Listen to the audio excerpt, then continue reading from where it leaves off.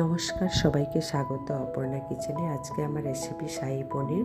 শাহী পনির করার জন্য আমি ওভেনে কড়াই বসিয়ে দিয়েছি। কড়াই গরম হয়ে গেছে।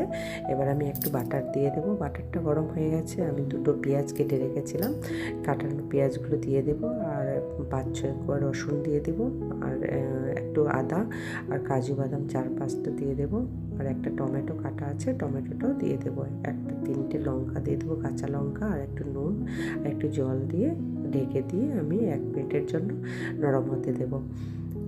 নরম হয়ে গেছে, এবার আমি নামিয়ে নেব।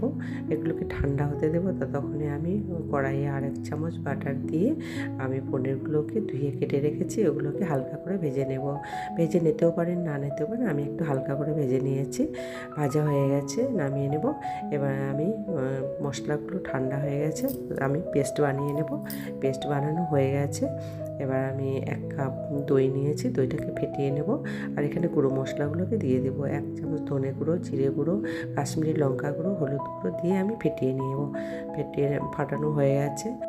এবার আমি কড়াইয়ে 1 চামচ বাটার দিয়ে দেবো, আর ওখানে গোটা জিরে একটু, আর 2টো ছোটো এলাচ, 3টে লবঙ্গ, আর একটু ডালচিনি দিয়ে দেবো।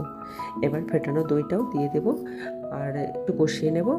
কষানো হয়ে গেছে, পেস্ট করা মশলাটাও দিয়ে দেবো, কষিয়ে নেব। কষানো হয়ে গেছে, এবার আমি 1 বাটি জল দিয়ে দেবো। ফুটে উঠলেই আমি ভাজা পনিরগুলো ছেড়ে দেব। ফুটে গেছে, এবার আমার পনিরগুলো ছেড়ে দেব। উপরে গরম মশলা আর কসুরি মেথি ছড়িয়ে দিব। এবার ভালো করে ফুটিয়ে নেব। ফুটে গেছে, একটা সুন্দর স্মেল বেরোচ্ছে। এবার আমার শাহী পনির রেডি হয়ে গেছে, নামিয়ে নেব। আমার শাহী পনির রেডি। যদি আপনাদের এই রেসিপিটা ভালো লাগে তাহলে লাইক, শেয়ার অ্যান্ড সাবস্ক্রাইব করবেন, আর কমেন্ট করে জানাবেন।